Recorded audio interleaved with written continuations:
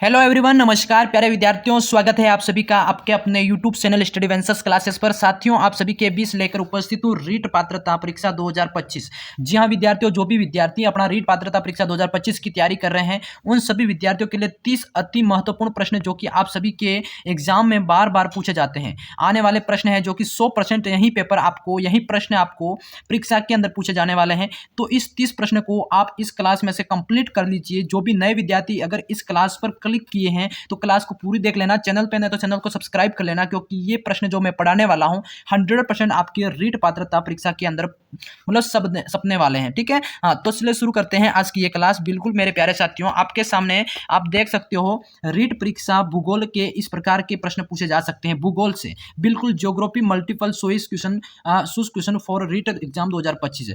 आप पढ़ लीजिए। अगला अपना पहला प्रश्न है साथियों, पूछा गया बहुत ही शानदार तरीके से, निम्न में से क्या है। देखो एक बार इसका कलर चेंज कर लेते हैं। बिल्कुल देखो, निम्न में से किस जिले में बंडदेवरा मंदिर स्थित है। आप सभी को बताना है निम्न में से किस जिले में बंडदेवरा मंदिर स्थित है। प्यारे साथियों, आपका क्या आंसर हो जाएगा। बिल्कुल आपका मोस्ट इंपोर्टेंट क्वेश्चन है एग्जाम की दृष्टि से। 12 जिले, यानी कि जो कि सी वाला ऑप्शन जो कर रहे हैं मेरे प्यारे साथियों, सभी का राइट हो जाएगा। मोस्ट इंपोर्टेंट क्वेश्चन एग्जाम की दृष्टि से और आपका रीट एग्जाम की दृष्टि से बहुत ही शानदार सवाल आप सभी के सामने। अगला सवाल आपका पूछा गया है, बहुत ही अच्छा। इस सवाल को पढ़ना है आपको, फिर जवाब देना है। सूर्य एवं पृथ्वी के मध्य अधिकतम दूरी क्या कहलाती है। सूर्य एवं पृथ्वी के मध्य की जो अधिकतम दूरी है वो क्या कहलाती है, आप सभी को बताना है। उपभू कहलाती है या फिर उपसौर कहलाती है या अपसौर या फिर अपभू कहलाती है। बताओ क्या आंसर हो जाएगा। अधिकतम दूरी प्यारे साथियों कहलाती है आपका अपसौर। ठीक है, हाँ, अपसौर आपका, यानी कि सी वाला ऑप्शन मोस्ट इंपोर्टेंट क्वेश्चन है आपका। मोस्ट इंपोर्टेंट आपके रीट पात्रता, यानी कि रीट पात्रता 2025 के अंदर 100% ये वाला सवाल छपने वाला है, नोट कर लीजिएगा। अगला सवाल आप सभी के सामने साथियों पूछा गया है। क्वेश्चन नंबर 3 आपका क्या है, बहुत ही अच्छा। भारत का कौन सा प्रदेश जो कि प्राचीन गोंडवाना भूभाग से संबंधित है, ये बताना है। भारत का कौन सा आपका प्राचीन प्रदेश है या जो कि गोंडवाना भूभाग से संबंधित हो जाएगा। तो गंगा का मैदान, थार मरुस्थल, हिमालय या फिर दक्षिण का पठार। प्यारे साथियों, आपका इसमें क्या राइट हो जाएगा। बहुत ही शानदार, दक्षिण का पठार, जो कि अपना डी वाला ऑप्शन जो कर रहे हैं सभी साथियों का राइट हो जाएगा। डी ऑप्शन मोस्ट इंपोर्टेंट मेरे प्यारे साथियों। आपका कौन सा भूभाग से संबंधित है, तो दक्षिण का पठार। समझ गए सभी, बहुत ही अच्छा। अगला सवाल आपके सामने पूछा गया है, बहुत ही अच्छा। आपका सवाल को पहले पढ़िएगा। निम्न में से कौन सा लोहा इस्पात कारखाना भारत में सर्वाधिक पुराना है। आपको बताना है कि कौन सा लोहा इस्पात कारखाना भारत में सर्वाधिक पुराना है। आपके सामने नाम है, देखो, टिस्को, यानी कि ISSCO या फिर सेल या फिर विजल, यानी कि आपको बताना इसमें से कौन सा आपका सबसे पुराना है। तो आपका ए वाला ऑप्शन साथियों, यानी कि टिस्को जो लिखा है ना, ए वाला ऑप्शन आप सभी का राइट हो जाएगा। मोस्ट इंपोर्टेंट सवाल है आपका। ये लोहा इस्पात कारखाना सबसे पुराना वाला है, जो कि रीट एग्जाम 2025 के अंदर 100% सपने वाले सवालों में से हो सकता है। ठीक है, अगला सवाल आप सभी के सामने पूछा गया साथियों, बहुत ही अच्छा। दी गई भूगर्भिक भू आकृतियों का दक्षिण से उत्तर से दक्षिण दिशा में अवस्थित का सही क्रम बताना है। क्या है आपके सामने, भू आकृतियां दी गई है जिसमें आपका उत्तर से दक्षिण दिशा में जो अवस्थित है उनका सही क्रम बताना है। उसका सही क्रम क्या हो जाएगा साथियों। बिल्कुल देखो, इसमें करेक्ट आंसर मैं आप सभी को बता देता हूं। आपका एक तो भावर, ठीक है, यानी कि जो कि आपके अवस्थित सही क्रम है भवाई, फिर तराई आपकी, और खादर और डेल्टा, जो कि आपके भारत ये दी गई भू आकृतियां हैं। ठीक है, तो ये आपके सही क्रम में अवस्थित है, यानी कि आपका डी वाला ऑप्शन इसमें मोस्ट इंपोर्टेंट राइट हो जाएगा। ठीक है, मैंने करेक्ट आंसर बता दिया, आप सभी को नोट रखना। पहले भावर आएगा, फिर तराई आएगा, फिर खादर, फिर डेल्टा।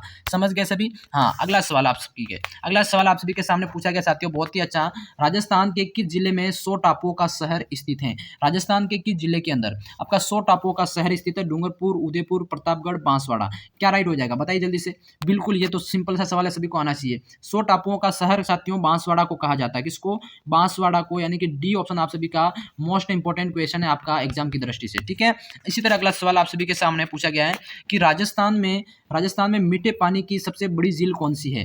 राजस्थान में मीठे पानी की सबसे बड़ी झील आपकी कौन सी है, तो वो आपकी हो जाएगी जयसमंद झील। कौन सी हो जाएगी, जयसमंद झील, जो कि आपका ए ऑप्शन सभी विद्यार्थियों का राइट हो जाएगा। मोस्ट इंपोर्टेंट क्वेश्चन आपके रीट पात्रता एग्जाम 2025 की दृष्टि से, जयसमंद, है ना। हाँ, अगला सवाल आप सभी के सामने क्या पूछा गया, देखो प्रश्न है अपना।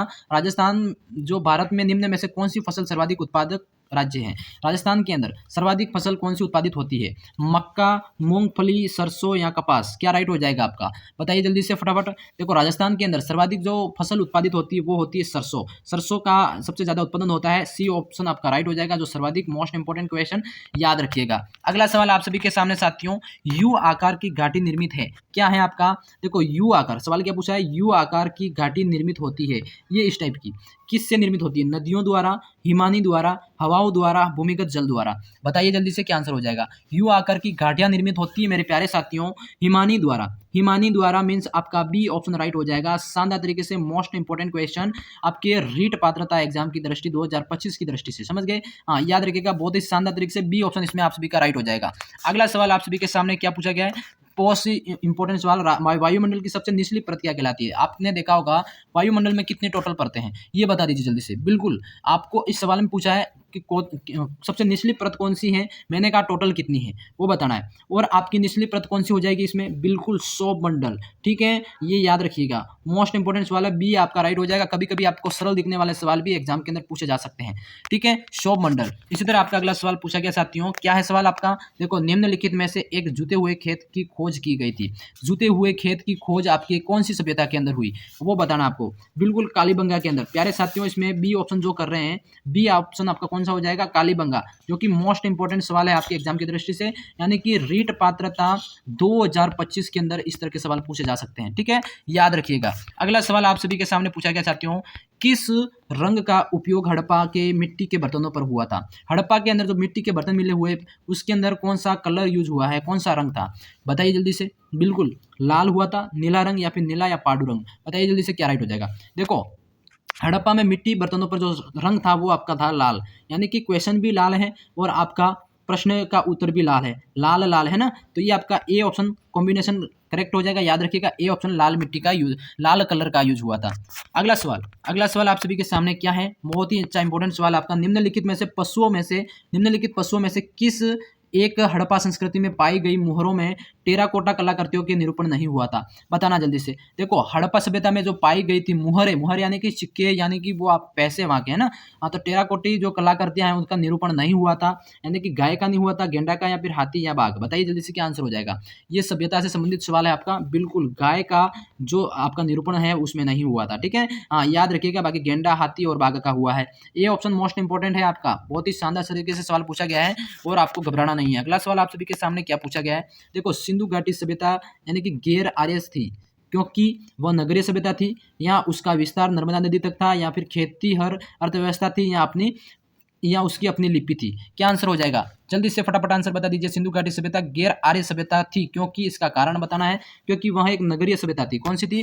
देखो आपका राइट हो जाएगा इसमें, नगरीय सभ्यता होने के कारण वह सभ्यता गैर आर्य थी। समझ गए सभी? ए ऑप्शन आप सभी का मोस्ट इंपोर्टेंट क्वेश्चन है। सवाल को समझ में नहीं आया तो रिटर्न से पढ़ लेना, और सवाल को गलत नहीं करना। अगला सवाल आप सभी के सामने क्या है? सवाल को देखो, सिंधु घाटी के लोग निम्न में से किस भगवान की पूजा करते थे? ये बताना आपको। सिंधु घाटी के लोग निम्न में से किस भगवान की पूजा करते थे? गॉड बताना है ना, तो आपका कौन से भगवान की पूजा होती थी? बिल्कुल पशुपति की, पशुपति भगवान, यानी कि याद रखिएगा आपका ए ऑप्शन याद रखिएगा। मोस्ट इंपोर्टेंट सवाल आपका ये एग्जाम की दृष्टि से, ठीक है, रीट पात्रता 2025 के अंदर क्या है ये सवाल आपको पूछा जाने वाला है। बिल्कुल पूछा जाने वाला, भगवान की पूजा होती थी पशुपति की, ठीक है, ये ऑप्शन आप सभी का राइट हो जाएगा। अगले सवाल की बात करेंगे। अगला सवाल आप सभी के सामने सवाल है, सिंधु घाटी संस्कृति वैदिक सभ्यता से भिन्न थी क्यों भाई? बताइए जल्दी से क्या राइट हो जाएगा। सिंधु घाटी संस्कृति वैदिक सभ्यता से भिन्न थी क्योंकि यहाँ पे क्या होता? बिल्कुल बताइए जल्दी से, आपका राइट हो जाएगा इसमें। इसके पास एक विकसित शहर की जो शहरी जीवन सुविधाएं होती है वो सारी थी। इसके पास आपका चित्रलेखी लिपि भी थी। इसके पास लोहे और रक्षा के शास्त्रों का ज्ञान का अभाव था। यानी कि इसमें आपका जो डी वाला ऑप्शन है साथियों राइट हो जाएगी, क्योंकि डी ऑप्शन आपका मोस्ट इंपोर्टेंट है, यानी कि सारे के सारे इसमें राइट थे। समझ में आ गया सभी को?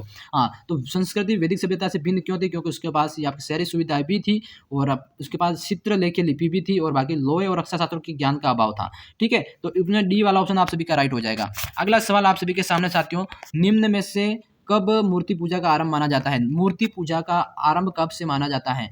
पूर्व आर्य या मौर्य काल से, उत्तर वैदिक काल से या कुषाण काल से? बताइए जल्दी से क्या आंसर हो जाएगा। देखो पूर्व आर्य से, कब ये काल है आपका? पूर्व आर्य काल से, यानी कि ए ऑप्शन आप सभी का राइट हो जाएगा। मूर्ति पूजा का आरंभ यहाँ से माना जाता है, पूर्व आर्य काल से। ठीक है, हाँ। इसी तरह अगला सवाल आप सभी के सामने पूछा गया साथियों, बहुत ही अच्छा सवाल आपका। सिंधु घाटी के निवासियों की सभ्यता को जानने का मूल स्रोत क्या है? बताइए जल्दी से। सिंधु घाटी की सभ्यता है जिसके निवासियों की सभ्यता को जानने का मूल स्रोत क्या था? मूल स्रोत क्या है, क्या था वो बताना है आपको। एक तो बर्तन, जेवर, हथियार और औजार, ये 3-4 चीजें हैं जिससे वहाँ की मूल स्रोत है जहाँ से इनका पता लगाया जा सकता है। ठीक है, तो बी ऑप्शन आप सभी का प्यारे विद्यार्थियों मोस्ट इंपोर्टेंट एग्जाम की दृष्टि से याद रखना, मोस्ट इंपोर्टेंट सवाल आप सभी के सामने। अगला सवाल आप सभी से पूछा गया है कि भारत में चांदी की उपलब्धता के प्राचीनतम साक्ष्य कहाँ मिलते हैं? बताइए जल्दी से। सवाल बहुत ही शानदार है, आपको एग्जाम के पूछा जाने वाला है कि भारत के अंदर जो चांदी की जो उपलब्धता के प्राचीनतम साक्ष्य हैं वो कहाँ मिलते हैं? वो आपको मिलते हैं बिल्कुल मेरे प्यारे साथियों, राइट हो जाएगा इसमें आपका हड़प्पा संस्कृति में। हड़प्पा संस्कृति के अंदर आपका जो चांदी के उपलब्धता के प्राचीनतम जो भंडार है यानी साक्ष्य मिलते हैं। समझ गए सभी? इसमें ए ऑप्शन आप सभी का राइट हो जाएगा। मोस्ट इंपोर्टेंट सवाल आपके रीट एग्जाम 2025 की दृष्टि से। अगला सवाल आप सभी के सामने क्या पूछा गया? देखो, सिंधु घाटी के लोग किस पर विश्वास करते थे? क्योंकि सिंधु घाटी के लोग किस पर विश्वास करते थे, तो आपको बताना है किन चीजों में विश्वास करते थे। आपके सामने 2 ऑप्शन है, कर्म कांड में, आत्मा और ब्रह्मा में, या फिर यज्ञ प्रणाली में, या मात्र शक्ति में। बताइए जल्दी से। बिल्कुल सिंधु घाटी के लोग किस पर विश्वास करते थे, किस चीज में बिलीव करते थे? बिलीव दैट आपका राइट हो जाएगा इसमें डी वाला, यानी कि मात्र शक्ति के अंदर ये विश्वास करते थे। बाकी कर्म कांड में विश्वास नहीं करते थे, आत्मा ब्रह्मा में नहीं करते थे, बाकी यज्ञ प्रणाली में भी नहीं। इनका मानना था मात्र शक्ति ही सर्वश्रेष्ठ शक्ति होती है। डी ऑप्शन आपका राइट हो जाएगा। मोस्ट इंपोर्टेंट क्वेश्चन, ये याद रखिएगा, 3 स्टार लगा दो एग्जाम की दृष्टि से। ठीक है, अगला सवाल आप सभी के सामने साथियों। देखो, अगला सवाल नहीं, आपके टोटल 30 सवाल आपको मैंने यहाँ करवा दिए। ये वीडियो कैसा लगा कमेंट सेक्शन में जरूर बताना। इसी तरह के आपके रेगुलर वीडियो सुबह 8 बजे इस चैनल पर मिलते रहते हैं, शाम को 5-6 बजे या फिर 7 बजे तक आपको क्लास देखने को मिलती है, तो वो भी देख लिया करो। चैनल को सब्सक्राइब कर लिया करो, तो रेगुलर का आपको इस तरह के वीडियो देखने को मिलेंगे। ठीक है, चैनल को सब्सक्राइब कर लेना। तब तक के लिए जय हिंद, जय भारत दोस्तों।